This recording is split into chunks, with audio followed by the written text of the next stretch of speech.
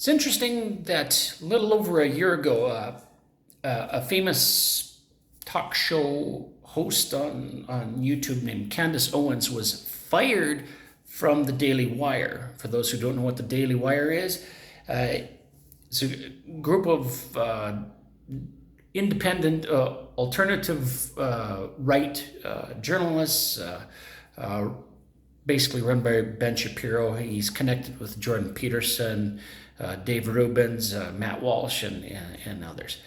Okay, so anyways, Candace Owens got fired for saying Christ is King. And there's a lot of videos about her saying Christ is King. And everybody that's posting is saying, amen, amen, Christ is King, Christ is King. And I'm thinking, oh, these people, do they know that this phrase is actually redundant? It's like saying an apple is a manzana. Manzana is apple in Spanish, right? So anyways, they're saying Christ is King, Christ is King. Let's break down this phrase a little bit. So let's examine the phrase Christ is King. Now, Christ doesn't mean Jesus. The terms are not interchangeable. One is a political role, but the other is a personal name. The term Christ was actually coined by Jews in the Hellenistic period, the Greek period, before Jesus, when they adopted Greek culture and language. The term Christ is Greek for Moshiach, or Messiah for the Hebrew impaired. It means anointed one.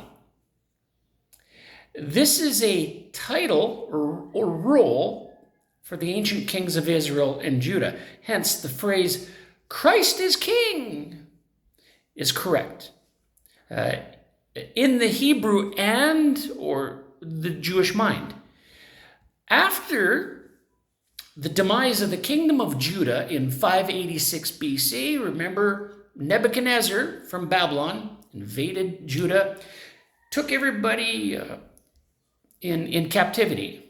Some people were left in the land. They had to farm it, take care of it, bring in revenue for Babylon, right? But after the demise of the kingdom of Judah in 586 BC, the idea of a Christ, it took on a deeper prophetic meaning, referring to a future descendant of David, one from the Davidic dynasty, a legitimate claimant to the Davidic throne who would come and repair the broken line of the kings of Israel and Judah. You remember in Lord of the Rings, the character Aragorn, he was the king. He was to repair the broken line going back to his progenitor. It's the same thing here with Jesus, and that's actually where Tolkien got the idea from. A Christ, one who restores the broken line of the kings of Israel and Judah. Okay, so let's take a look in the Bible, New Testament, book of Luke, chapter 23, verse 2. It's very interesting. Here, the chief priests, they had to explain to Pontius Pilate, the Roman governor at the time, they had to explain to him what a Christ is. Their main beef with Jesus of Nazareth was that he claimed to be Christ, a king. Luke 23:2. So technically, Candace Owens is not saying anything contrary to Jewish tradition by saying Christ is king. It literally means the same thing. And it's a Jewish concept. The real issue then is the claim that Jesus is the Christ, or Jesus is the king that the Jews are expecting.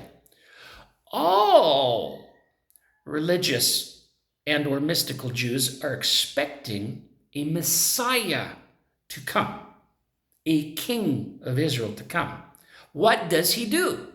He purports to restore the monarchy to Israel, calling the King of Israel, a Messiah or a Christ, is the same thing.